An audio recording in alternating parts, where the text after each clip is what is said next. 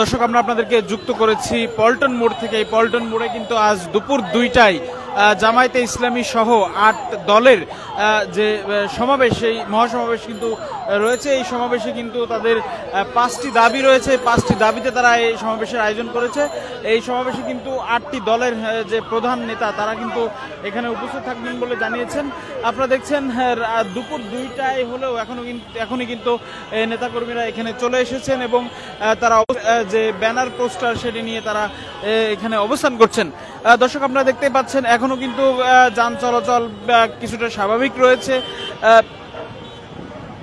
তবে বেলা বাড়ার সাথে সাথে আসলে এই যান চলাচল কতটুকু স্বাভাবিক থাকবে সেটি আসলে দেখার বিষয়। তবে এখানে কিন্তু জামায়াতে ইসলামের বিপুল সংখ্যক নেতাকর্মী তারা হচ্ছে স্বেচ্ছাসেবক নামে তারা এখানে এসে আসলে অবস্থান নিয়েছেন, আপনারা দেখতে পাচ্ছেন।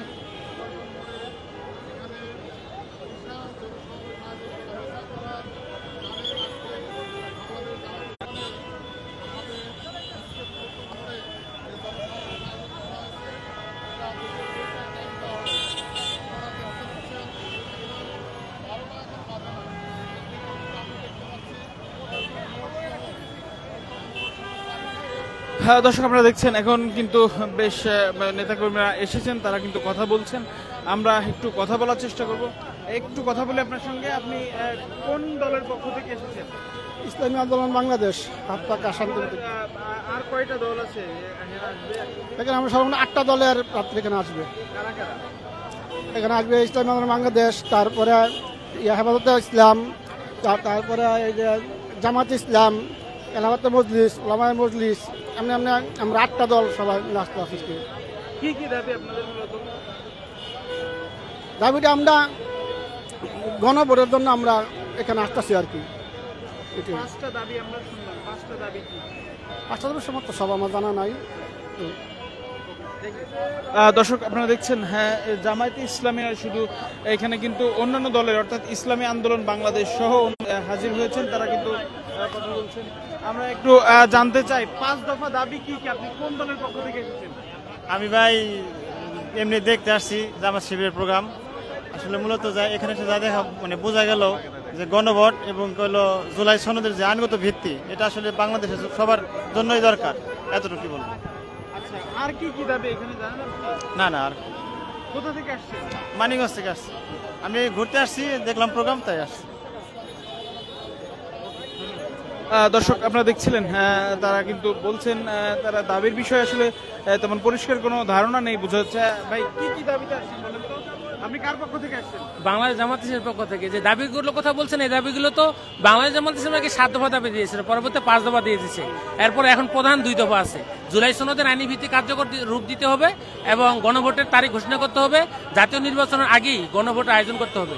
আর দাবিগুলোর মধ্যে বাংলাদেশ জামাত ইসলাম বলছে যে উভয় কক্ষে, উচ্চ কক্ষ নিম্ন কক্ষ, দুই কক্ষেই পিয়ার পদ্ধতি সিস্টেম চালু করতে হবে এবং এই যেটা পিয়ার পদ্ধতি বলে।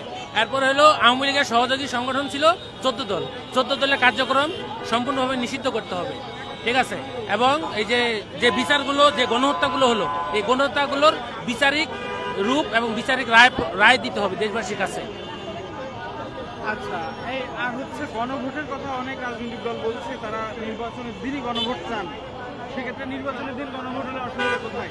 নির্বাচনের দিন গণভোট হলে যে অসুবিধাগুলো হতে পারে তার মধ্যে থেকে যখন জাতীয় নির্বাচন আসলে 14 সাল, 18 সাল, 24 সাল 3টি নির্বাচন অবৈধভাবে হওয়ার পরে এখন বাংলাদেশে মানুষ একটি ফেয়ারলি নির্বাচন, শান্তিপূর্ণ নির্বাচন, নিরপেক্ষ নির্বাচন, সুষ্ঠু ভোট আশা করে। সেক্ষেত্রে যখন জাতীয় নির্বাচনের দিনেই যখন গণভোটের আয়োজন হবে তখন সমস্যাগুলোর মধ্যে থেকে অন্য একটি সমস্যা হতে পারে, সেটা হলো জাতীয় নির্বাচনের যে ইমেজ, যে আনন্দ, যে উল্লাস, সেটাকে প্রাধান্য দিতে গিয়ে গণভোটের যে আয়োজন, গণভোটের যে গুরুত্ব, এটার যে লক্ষ্য উদ্দেশ্য, এটা তলানিতে পড়তে পারে। আরেকটা হলো গণভোটের যদি সংখ্যা কমে যায়, সেক্ষেত্রে কমে আসতে পারে যে পার্সেন্টেজটা, যেটা পার্সেন্টেজ যদি কমে যায় সেক্ষেত্রে তো সেটা কার্যকারিতা না হতে পারে।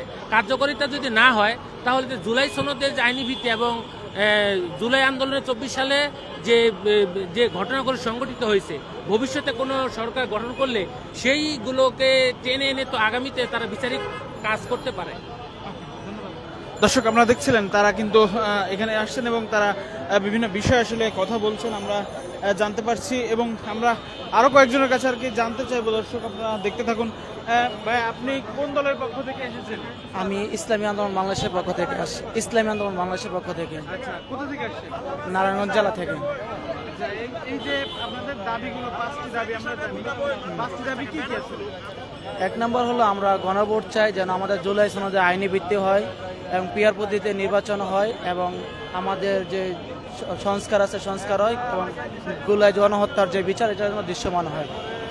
আচ্ছা, এখন অনেক দল বলতেছে গণভোট হচ্ছে নির্বাচনের দিনই হবে, সেক্ষেত্রে আপনাদের মন্তব্য? আসলে গণভোটটা চাওয়া কেন? গণভোটটা চাওয়া হলো যেন ইসলাম দেশ ও মানবতার মুক্তির জন্য। তো আমরা ইতিপূর্বে দেখেছি নির্বাচনের আগে বহু নেতা বহু কথা বলে, কিন্তু তারা ক্ষমতায় যাওয়ার পরে সে কথা থাকে না। তো আমরা যারা জুলাই আন্দোলন করেছি আমরা চাই নির্বাচনের আগেই যেন গণভোটটা হয়ে যায় এবং আমরা আমাদের ন্যায্য অধিকার নিয়ে যেন চলতে পারি। ভবিষ্যতে যেন কোনো দল আমাদেরকে এই মামলা দিয়ে আমাদেরকে হয়রানি করতে না পারে, এই জন্য আমরা নির্বাচনের আগেই চাচ্ছি যেন গণভোট হয়ে যায়। যদি গণভোট হয়, আপনার জনগণ যদি রায় দেয় তাহলে হবে, আর যদি না হয় তাহলে হবে না। দর্শক দেখছিলেন তারা গণভোট কেন চান সে বিষয়ে বলছিলেন। দর্শক এই পল্টন মোড় কিন্তু ইতিমধ্যে আরো বেশ কিছু নেতাকর্মী এসে যুক্ত হয়েছেন এবং লোক আসলে দুপুর বাড়ার সাথে বেলা বাড়ার সঙ্গে সঙ্গে কিন্তু লোক উপস্থিতি সেটি কিন্তু বাড়ছে। দর্শক আমরা আছি, আপনারা দেখছিলেন দেশ রূপান্তর লাইভ। পরবর্তী আপডেটের জন্য দেশ রূপান্তরের সঙ্গেই থাকুন।